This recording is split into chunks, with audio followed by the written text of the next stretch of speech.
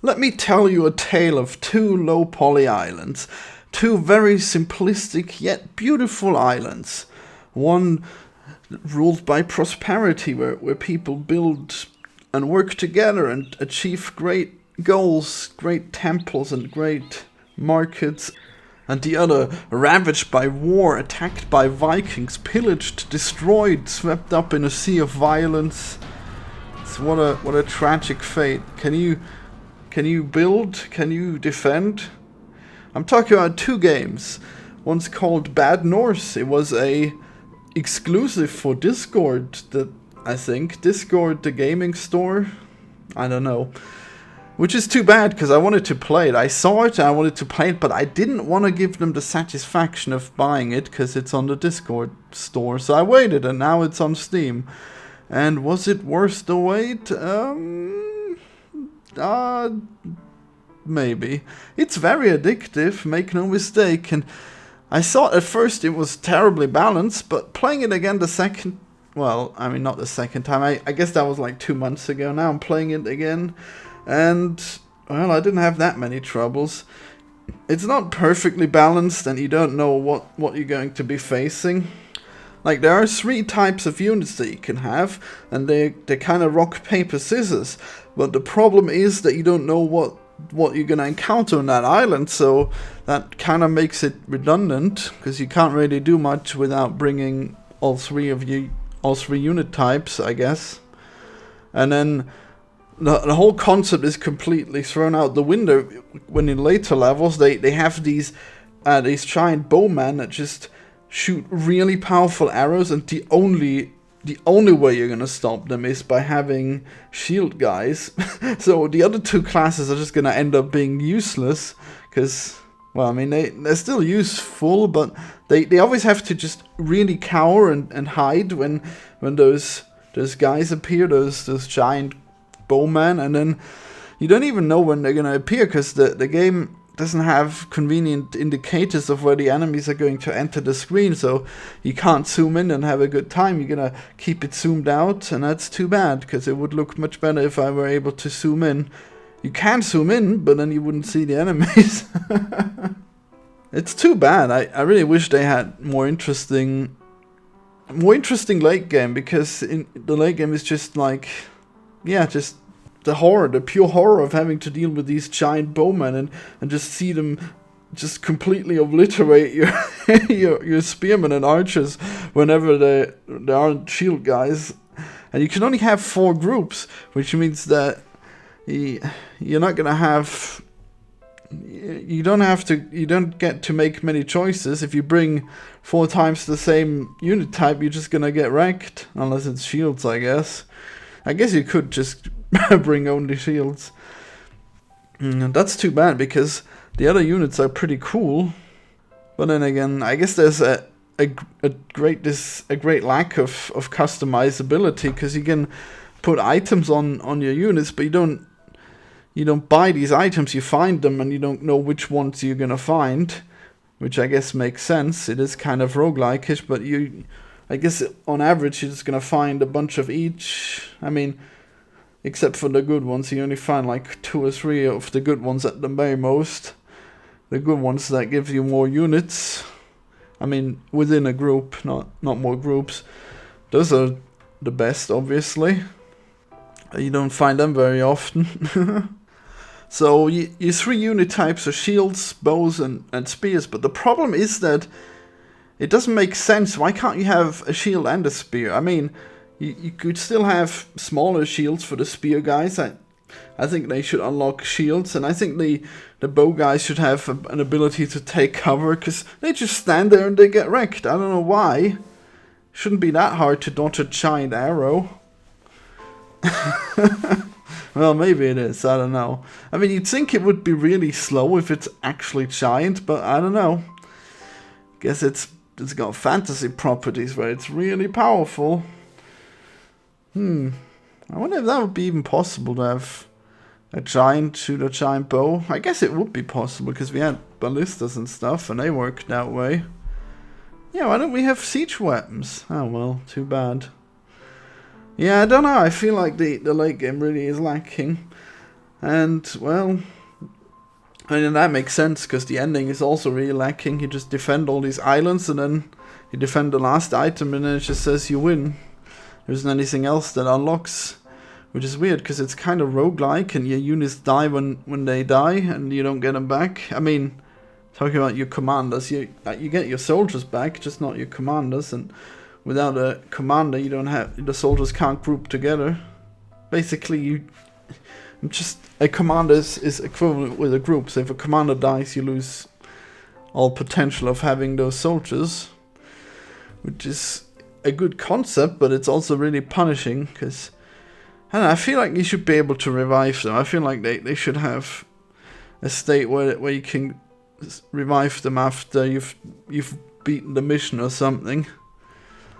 It's weird that they just die and that's it, because the game is kind of really random. I feel like there should be a second chance to revive them. Not that it matters, because most of the time you die anyways if one of you guys dies. Because, well, I mean, obviously you're already in a bad position then, and then you're down a unit. There's this exploit that I keep relying on, where you press Alt F4 before all of you guys die, and then you just get to replay the mission without any penalty, which is too bad, because any other way there's just no way to revive you guys. You can't even save scum it or anything, which is weird, because they didn't account for just me pressing Alt F4 and then getting to retry the mission with no problem. You even get to choose a different mission if you want. The only time it doesn't work is if you beat a mission and you press Alt F4 before you spend your coins, you lose the coins. That's pretty random. Well, I guess you don't really press it often anyways, unless you die repeatedly. So the game is pretty interesting in several ways before the finale, I guess, because you have an unlimited... Well, I guess you get up to like 10. You can have more, but it's really rare. Commanders, and you can send them out on missions, and each commander can participate in one mission, but you have a way better chance of succeeding a mission if you send more than one commander. But you could potentially clear a lot of waves and not use up many turns if you send out your commanders more, but then they have a way greater chance of dying. We can counter it, I guess, by pressing Alt F4 when they die. But that's, yeah, I guess that part's too bad, but it's still interesting, I guess, on average. But I don't know how it affects anything. I don't know if the enemies get stronger if you do this strategy or not. I don't know, I guess not. Even though I used to do it that way, I used to spread my troops as thin as possible to get all the possible loot, and yet it wasn't easier. The final mission wasn't any easier than it would have been. But then again, did I lose some of them? I don't know. I may have lost some of them instead of quitting out. So for a time I thought the game was really unfair and unbalanced and frustrating to play. But I guess on my last playthrough I got through it and I only had to save scum 3 times, which isn't too bad considering the game takes like 2 hours. Even though it is too bad considering that you lose that much progress if you lose one mission, I guess, unless you really... I mean, you can continue. You only need four groups to beat the final level, but it'd be better if your groups were a higher level, and you get higher level by spreading your groups, by spreading out your commanders and letting them do more things. It's too bad. Maybe it would have been better if they had an option to send soldiers in a group without a commander. That way you could spread your groups, your troops in, but you'd still have enough actual soldiers, just not enough commanders, I guess. Yeah, if you could have more militia follow you around, that would be a good idea.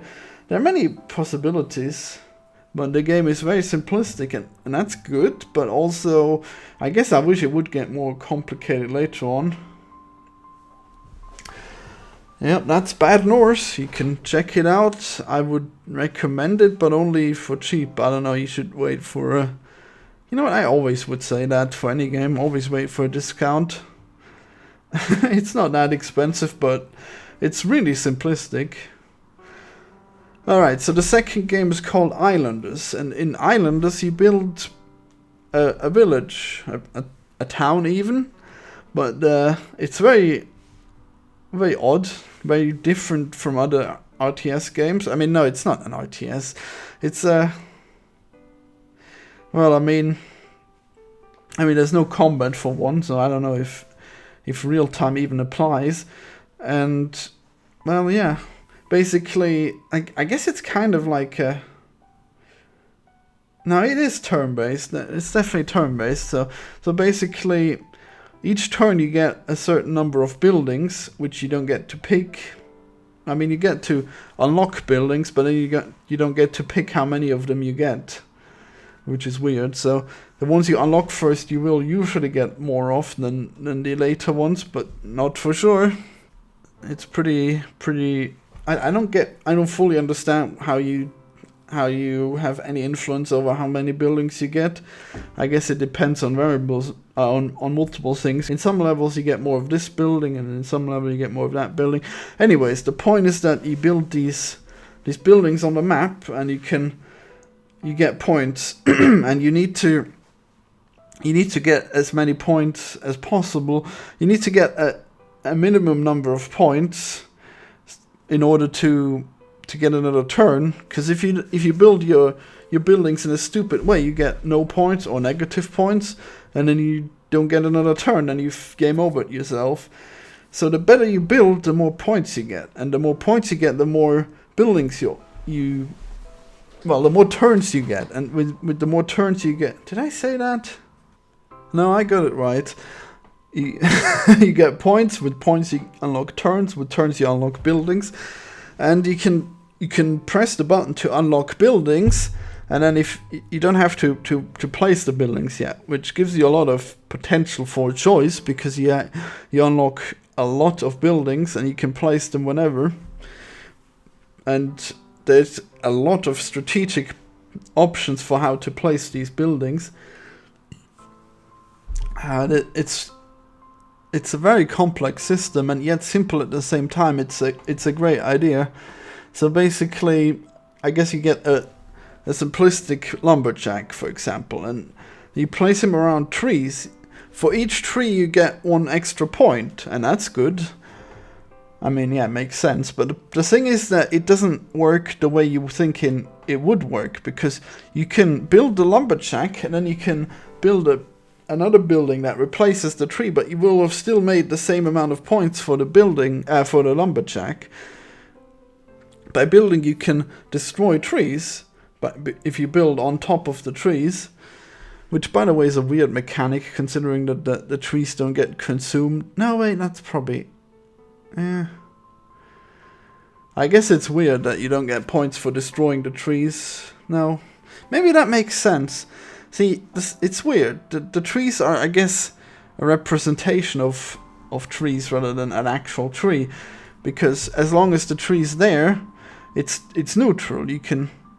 I mean, it's probably getting harvested, and it's growing again and getting harvested again, but you don't see that. I mean, it's not reflected, but the points make sense anyways, because if you build a building on top of the trees, then, I mean, the tree's gone, but the building's there, so it's point neutral. So if you continue harvesting the building or not, that's point neutral, I guess, which is weird. Doesn't make fully sense, because the lumberjack will still be useful, but whatever, even if there's no actual trees, but whatever. So anyways, those are the strategic contemplations you have to make, and there's so many of these, and there's a lot of buildings, and some of them look very similar to each other, which made it really confusing at first, but I've got pretty cool grasp of it, and I've made such beautiful buildings. No, not buildings, cities, yes, made of buildings, obviously. It's so cute. It's too bad that this game you can't zoom in, which really is annoying. I hope they add that soon, because it would be much more enjoyable if I could actually have a closer look at that beautiful city I've built. But yeah, basically, there's town centers and then there's shamans, and I guess they serve a similar purpose, because when you build buildings around them, the buildings get more points. But if you build the town center after you've built the buildings, you don't get any points for the synergy between buildings and town centers, or buildings and shamans. So that's too bad. And shamans and town centers, they have negative synergy. If you build too many of them close together, they give you negative points. But you might still benefit from doing that, because you could build more houses around them that benefit from that. And then you have rich houses and poor houses, and then originally I just built them close together, all in a bunch. That was a mistake, because you want to separate them, because the poor people, they like a brewery and they like a circus, but the rich people hate the circus, but the rich people like a jewelry, but the jewelry is the poor people hate the jewelry. So that's funny. Or maybe it's not about hate, maybe it's just that they don't go to it, so they don't shop there, so it kind of is redundant. I guess it goes out of business, who knows. No, I guess they must hate it. Maybe they steal from it. Yeah, that must be it. I guess you never know in those cute low poly towns what crimes go on. Probably none. Yeah, and it's avoidable, I guess, to just not build jewelries next to the poor part of town. It's not that poor, it just says house and mansion, but it's obviously not rich, because it's just a house. So this game is non-isometric, unlike Bad Norse, which is isometric, which is stupid, because you never want to go isometric now, especially because it's actually 3D. So just removing the actual perspective of the camera is just a stupid idea. It just looks bad. If you look at Bad Norse, it would look better if it wasn't isometric. I guess it might be slightly easy to do the math on where you click with the mouse, but that's no excuse. You should have made it isometric. It looks stupid when you turn the camera, and you turn the camera a lot, and the ships that are in the far background, they're as big as the ships in the foreground, and that's fucking insane. It looks like they were giants, but they weren't. Well, they're a different color, but still, it sucks. Anyways, Islanders. I'm still talking about Islanders. Yeah, so later on you'll want to build a temple, but the temple is only good if it's next to a lot of houses. But the problem is that you don't really have space for... I mean, you need to plan ahead, and you need to build the houses so that they form a circle, and then in the middle it's empty, so you can place the temple. That would be ideal, I guess. But it's hard to do, because you get less points if you build them that way at first, because they don't synergize as well with each other, these houses. And I guess you want to keep the poor and the rich separate anyway, so you probably just build two town centers further apart, and then build the poor and the rich part, and then in the middle hopefully you'll have enough area to build a temple. Or you want to build a market, you also want to build a market in the middle, but you don't want to build the temple next to the market. But it's fine if you build the market next to the temple. It's very confusing. And some buildings have a larger circle than others, which means that you want to place them first, so then that the other buildings synergize with more of the low range buildings, because the large range buildings they synergize even with the low range buildings when you place them. But if you place the low range buildings, they're not going to be in range for the large range buildings, because I guess it only matters when you build them, and that's pretty crazy. But it's very addictive. I just wish it would tell you on a concrete level how good your building has been. You get an overall score, but you don't find out how much you've gained in just one island, because you keep your score when you move to the next island. And I wish it had like a gallery of your best islands that you've built. That would be pretty cool. So anyways, these are two very interesting games, very simplistic games that yet offer hours of gameplay, many hours. Especially in, not both of them really, but Bad North it's not as good because in that one it's usually frustrating because you die and then you have to restart because it's a roguelike. If you have to restart in Islanders, it's not that frustrating, but in Islanders it's a slow burn anyway, so it's not really as exciting as killing that many Vikings. But it's still, I mean, it's very addictive. I don't know, I guess every time I finish with an island, I'm like, yeah, that was great, now I'll do something else. But then half an hour later, I'm like, damn it, I want to make another island. I want to make another island state that has great economic power. Even though there's no politics, so it's just, you just build, that's all you do. Alright, well, check out these games if you want. I don't know, I think they're beautiful. One day maybe I'll make one of those beautiful low poly games, who knows. And having them on an island is a good idea too. I guess they got very distinct styles, even though at first I thought they were very similar, but they're not. It's just in my memory, the Bad North was much more cheerful than it really was, but it's got a very dreadful atmosphere, which is cool, I guess. And an Islanders is just one of the most relaxing games ever.